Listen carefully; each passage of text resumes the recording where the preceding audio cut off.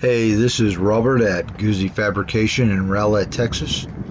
We had a really unique vehicle come in for some minor repairs. A mid-60s Toyota Bandeirante. They're imported from Brazil, and there's only a handful in the United States. Now this truck appears to be stock, but that wheelbase is very different from anything I've seen the factory produce before.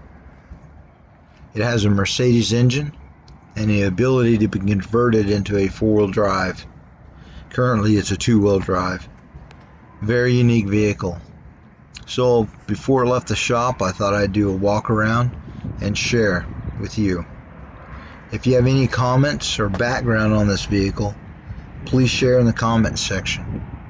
And hey, don't forget to like and subscribe to our channel and check out all of our other videos on YouTube. We're going to be bringing more content, uploading more videos of projects we do in the shop. And hey, thanks again for watching. I hope you enjoy the video.